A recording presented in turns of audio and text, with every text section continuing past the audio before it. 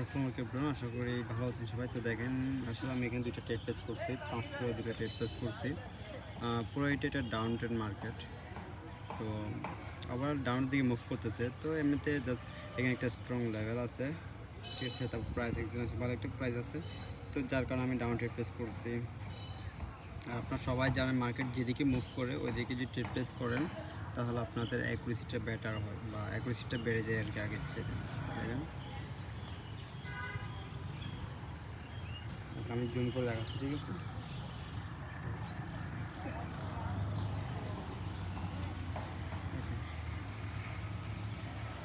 দেখেন, ঠিক আছে।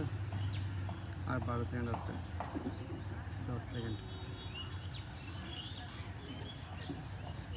ওকে, আমাদের $5,500 ছিল, ঠিক আছে। তো এটা যেহেতু আমাদের প্রফিট দেখে আমাদের কত